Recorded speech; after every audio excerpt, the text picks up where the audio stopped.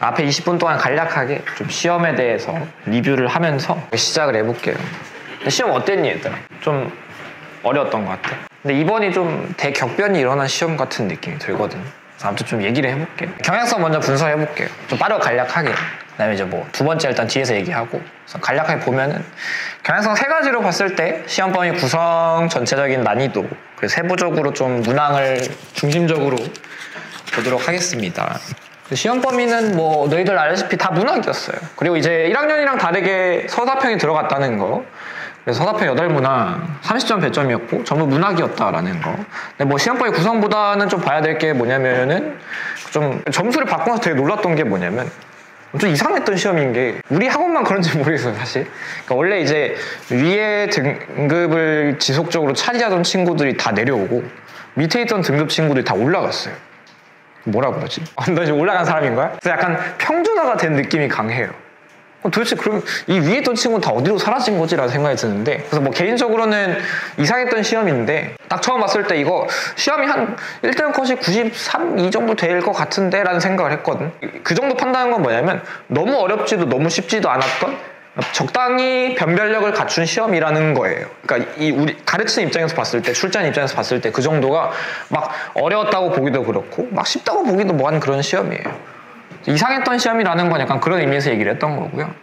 다만 이제 이번에 작년과 달리 좀 외부 지문이 많이 나와서 살짝 경악을 한 그런 친구도 있을 거예요. 외부 지문이 특히나 뭐랄까 작년에는 그래도 뭔가 외부 지문에 대한 해석을 직접적으로 요구하는 게 그렇게 많지는 않았다면 이번에는 그게 좀 많았어요. 작품에 대한 해석 자체를 요구하는 거, 그런 것들이 좀 많았다는 점. 출제된 외부 지문만 그냥 따로 빼서 보면은 요 정도 있다. 물론 다 어려웠던 건 아니고 이게 뭐 기본적으로 작품과의 연결성을 생각하면은 굉장히 쉬웠던 것들 많아요. 뭐 예를 들어서 이육사의 광야, 윤동주의 자화상 이거 학교에서 했었던 거고, 삼인곡도 다른 부분 들어가긴 했으나 학교 교과서에 수록된 부분도 있고요. 뭐 그 외에도 그냥 읽기만 해도 술술 읽힐 수 있는 거, 견우의 노래 등등. 그러니까 뭐 절대적으로 봤을 때 작품 수는 많지만 그게 막 외부 지문이 많아서 어려웠다라고 보긴 좀 힘든 시험입니다. 그랬습니다. 어쨌거나 이런 것들 중심을 좀 볼게요. 세부적으로 어떤 방식으로 출제했냐. 일단은 4문제 출제된 봄, 눈, 오는 밤, 봄은 고양이로다. 1번 문제 딱히 말할 건 없습니다. 그냥 평범했던 문제였어요. 충분히 맞췄고요. 두 번째 문제 또 마찬가지로 이 친구 맞췄네요. 1번, 2번 넘어가고요. 말해주고 싶은 거는 이제 여기 3번 문제에 대해서, 사실 이거 봄은 고양이로다 뭐 기억이 안 날 수 있어요. 내가 막 수업 시간 때 얘기했던 거 기억나니 혹시 얘들? 외부 지문이 나오면 어떤 방식으로 접근해야 되는지 기억나 혹시? 딥다 읽지 말고 원래 기존 작품과의 어떤 연결성을 지니고 있는지를 주제나 내용적인 측면에서 생각해보라 그랬잖아요. 이미 제목에서도 그렇고 충분히 많이 얘기를 해주고 있어요. 봄은 고양이로다. 뭐 본문을 보진 않겠으나 가하나의 AB에 대해서 각각 이제 가지문, 즉 그 봄, 눈, 오는 밤과 나지문, 외부 지문 가지고 연결해서 물어보고 있는데, 앞서 말했다시피 좀 그 외부 지문이 출제되었을 때 그 지문 속에 있는 작품 속의 상황을 좀 디테일하게 물어보는 문제들이 많았고, 그중에 첫 번째가 이 3번 문제라는 거. 다만 쉬웠어요. 얘도 마찬가지로 굉장히 쉬웠다는 점을 알 수가 있고요. 이 문제 보면 이제 답이 밑적 기는 게 있잖아요. 너희 학교에서 그 서사평도 그렇고 진짜 정말 교과서 중심을 낸다고 했는데, 이게 물론 밑에 답이 나와 있긴 해요. 여기 읽다 보면은 안 나와. 여기 있네. 있는데 기본적으로 이게 그거죠. 그 교과서 내의 단원의 학습 목표에 아주 부합하는 문제였다라는 거. 그런 겁니다. 얘도 뭐 어렵지는 않았다는 거. 다만 이제 뭐 이런 것도 좀 짜잘짜잘하게 그 마지막 직보 때 얘기했었죠. 음절, 어절 차이 같은 거 너희들 잘 확인해줘야 된다 라고 얘기했었던 내용들. 뭐 첫 번째 세트는 그렇게 어렵진 않았습니다. 내려가서 두 번째, 세 문제 나왔던 풀비린내에 대하여 슬견설. 얘도 뭐 그렇게 어려운 게 없어요 사실. 여기 뭐 말할 수 있는 게 없고. 다만 좀 뭐랄까, 선지에서 단어?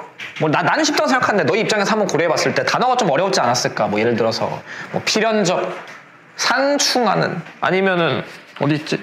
편익? 뭐 이런 거? 뭐 그런 것들 단어가 좀 어려운 게 있었다. 뭐 그렇게 막 크게 그런 건 아니고요. 그 다음에 이제 누누이 얘기했었던 거, 그 오지선다형으로 현듯이 내는 거. 이 작품 이번 시험 범위에서 딱 하나 나왔잖아요. 지금 보시다시피 지금 요거. 근데 얘 비교적 쉬웠어요. 그치? 왜? 이 친구 잘했죠? 보면 어때? 생태 유적 관점. 내가 뭐라 그랬어?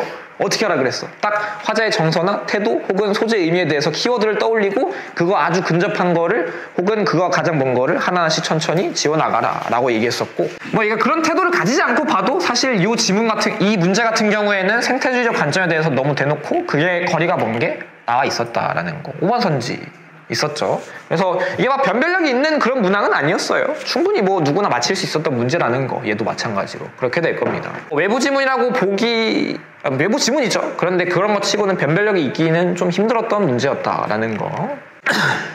뭐야? 넘어갈게요. 뭐야? 깜짝아. 풀비린내 대화에서 나왔던 거. 이거 주제의식이잖아요. 풀비린내 대화랑 슬기연설 주제의식. 모든 생명체는 소중하다. 네, 그걸 넣으라는 문제였고요. 넘어갈게요. 이거는. 그 다음에 그 밑에 쉽게 씌어진 시 거울. 이게 좀 어려웠던 것 같아. 그치? 얘도 이제 마찬가지로 앞에서 봄은 고양이로다랑 마찬가지로 그 외부 지문에 대한 직접적인 해석을 요구하는 문제로서 조금 난해했어요. 그치? 얘도 마찬가지. 그러니까 너희들이 앞으로도 그런 생각을 해주면 될 것 같아. 물론 이제 1학기가 문학이고 2학기가 독서여서 어차피 문학과 관련된 건 이번이 마지막이겠지만 얘가 왜 나왔을지를 이 쉽게 씌어진 시를 통해서 한번 생각을 해보는 거예요. 이미 선지에서도 충분히 얘기해주고 있지만 뭔가 내면적 자아와 현실적 자아 간의 어떤 갈등을 가지고 얘기했던 시였고 얘가. 근데 얘 보면은 화자가 거울 속의 자신의 모습을 보죠. 그지? 그거랑 상황이 굉장히 비슷한 게 있어. 실제로 이 여기 시에서도 거울 속의 자신의 모습을 화자가 보고 있고 그거에 대해서 뭐라고 하냐면 거울 속에도 나한테 귀가 있는데 내 말을 못 알아듣는 딱 한 귀가 2개나 있다. 즉 거울 속의 자신의 모습인데 너희가 봤을 때 얘는 그러면 지금 단절되어 있어, 연결되어 있어? 거울 속의 자신의 모습이. 이 화자는 단절되어 있죠. 그러면 오케이. 원래 쉽게 씌어진 시에서도 갈등을 일으키는데 여기서도 뭔가 그런 비슷한 결이네. 그러면 달라지는 게 있을 수도 있고 계속 이어질 수도 있어요. 그걸 봐야 되는데 마지막까지 어떻게 되는지. 너희가 봤을 때 그러면 이 마지막까지 읽어봤잖아요? 그럼 이 단절된 상황이 이어지니 아니면 뭔가 바뀌니? 물론 뭐 똑같이 닮았어 하는데 나는 거울 속의 나를 근심하고 진찰할 수 없으니 그 말은 뭐예요? 거울 속의 나의 모습을 제대로 확인할 수 없다. 즉 계속 단절되어 있는 상황이 연속이죠. 그거를 파악하라는 취지로서 문제를 냈다는 거. 그리고 이거 관련해서 여기 지금 두 지문 관련해서 얘는 그나마 좀 쉬웠던 문제인데 6번 말고 뒤에 있는 7번이 아닌 8번이네요. 8번. 얘가 좀 어려웠을 것 같아요. 그치? 그래서 지금 이 친구가 고민한 적 있죠? 지금 2번, 3번 이렇게 돼 있는데 내가 그 외부 지문 풀 때도 뭐 이런 얘기도 했었어요. 사실 뭐 요령껏 좀 풀어봐야 된다. 즉 뭐냐면 모르겠으면은 쉽게 씌어진 시, 즉 원래 알고 있는 지문을 토대로 선지를 풀어보기도 하고 그 다음에 이런 식으로 선지를 2가지 남겼을 때는 내가 선택한 선지에 대해서 논리적인 오류가 없는지를 고민해줄 필요가 있어요. 무슨 말이냐면 뭐 이 친구의 정답을 토대로 한번 생각해볼게. 이 친구는 지금 2번 선지가 적절하지 않다라고 지금 판단을 했잖아.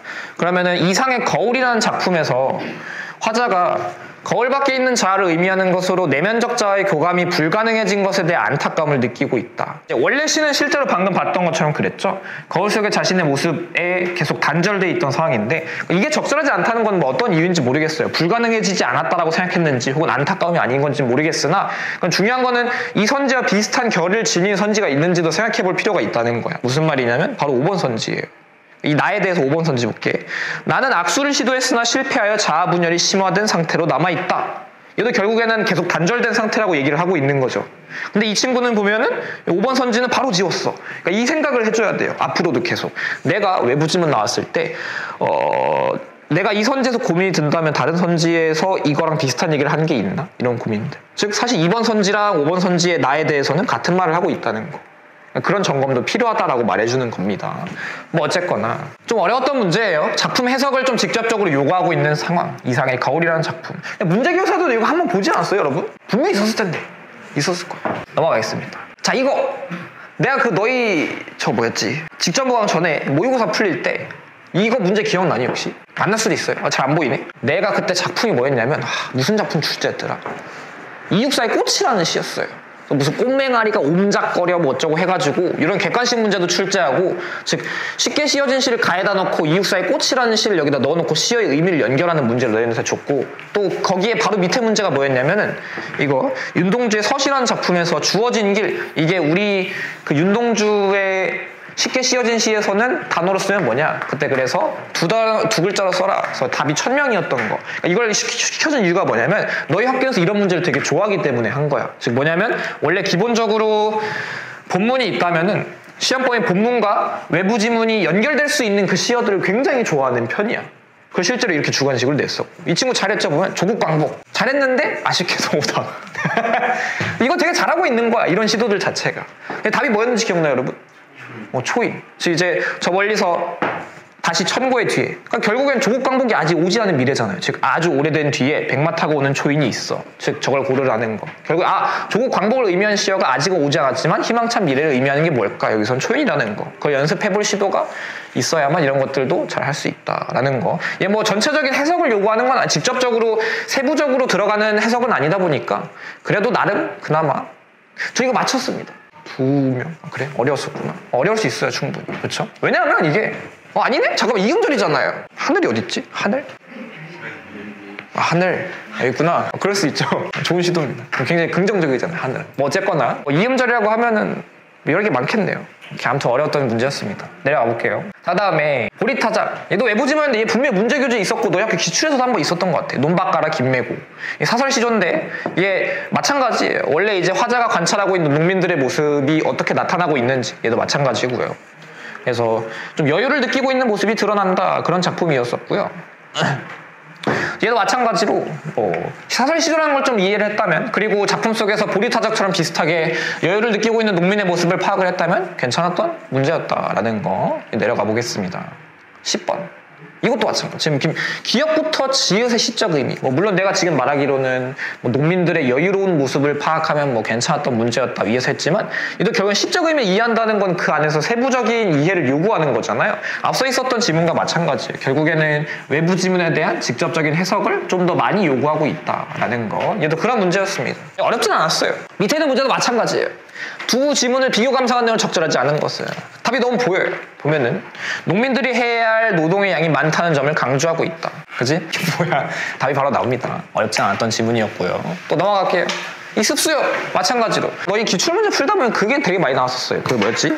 탐진촌유라는 작품 몰라요? 오케이 넘어갈게. 이거 보면은 얘도 마찬가지로 지금 화자의 태도를 비교 소설한 내용인데 결국에는 이 습수요란 작품에서 화자의 태도, 전체적인 틀에서 화자의 태도가 뭐냐? 분명하게도 농민들에게서 뺏어가는 그러한 모습을 보고 비판적인 태도를 가하고 있는 거잖아요. 그것만 잘 파악하면은 괜찮았던 문제였다라는 거. 이것도 어렵지 않았습니다. 그 다음에 고백편지 자화상?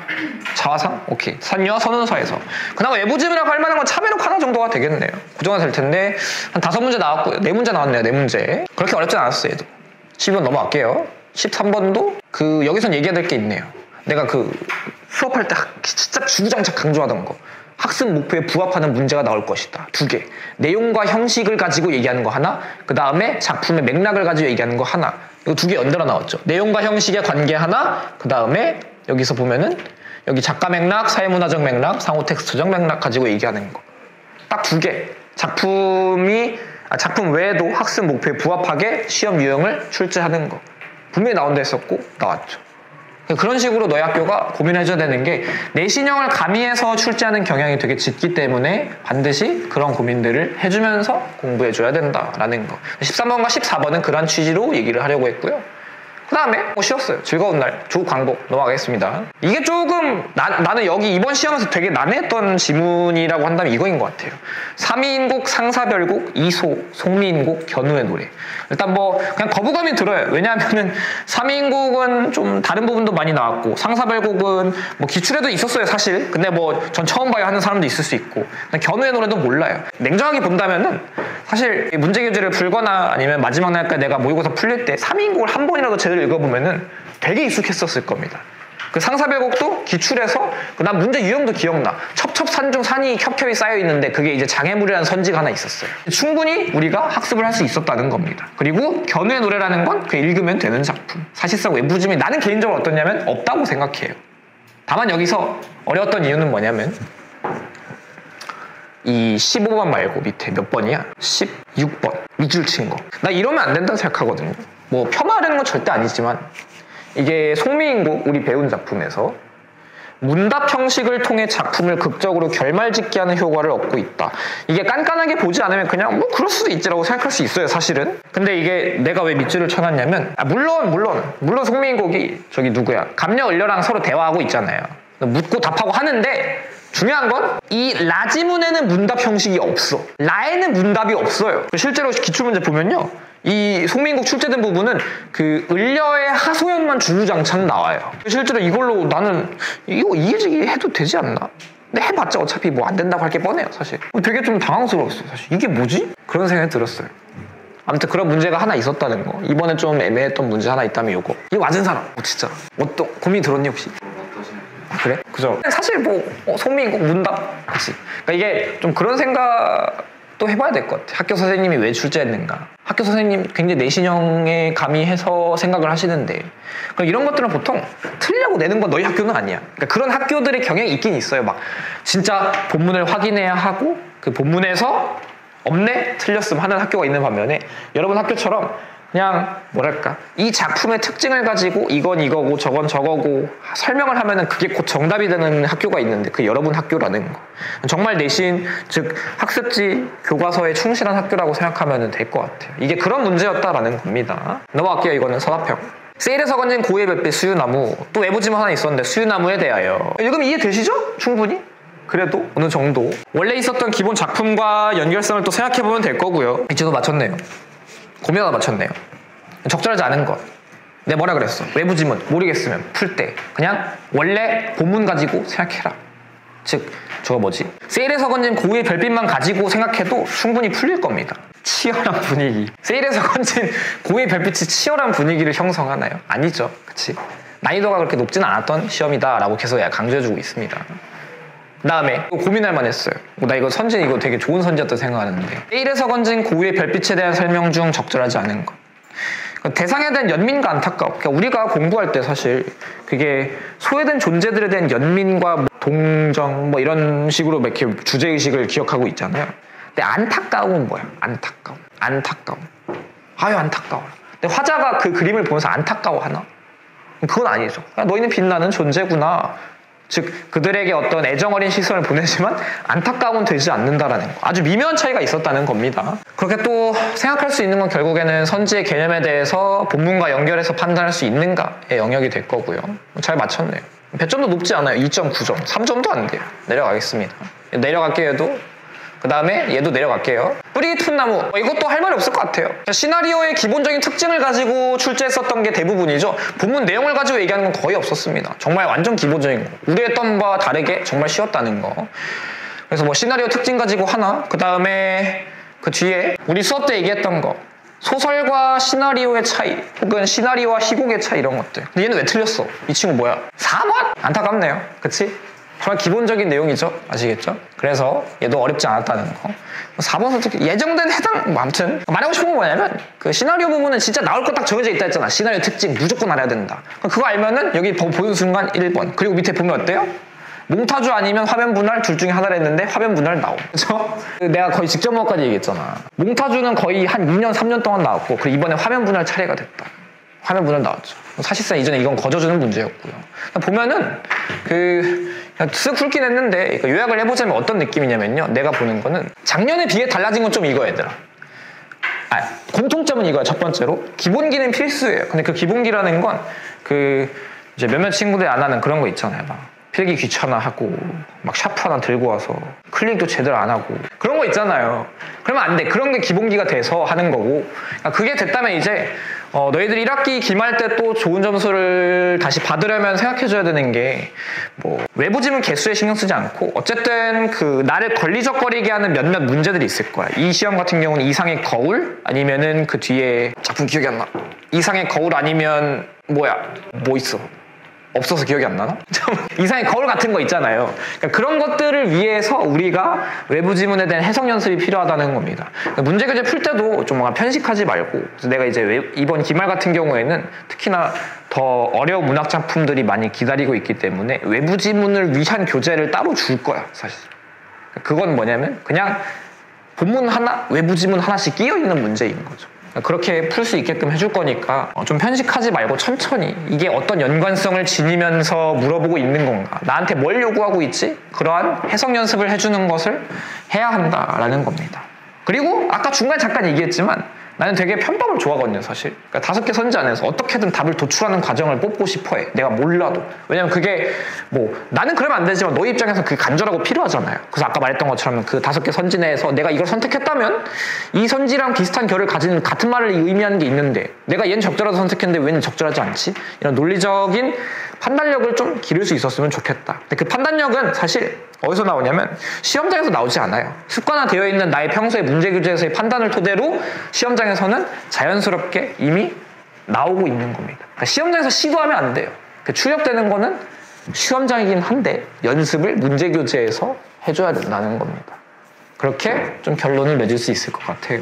등급컷을 봤는데요. 예상했던 것처럼 1등급 컷이 92점 몇인가 그랬고 92 후반인가 93점 정도 됐고요. 컷이 한 89인가 8인가 그랬는데 그러니까 너희 학교가 항상 그랬어. 보통 1, 2, 3등급이 완전 촘촘해. 한 문제 차이시고 웬만해서 1학기 기말도 그럴 거야. 진짜 완전 정말 털끝 하나 차이로 누구는 1등급이고 누구는 2등급 이렇게 되는 거야.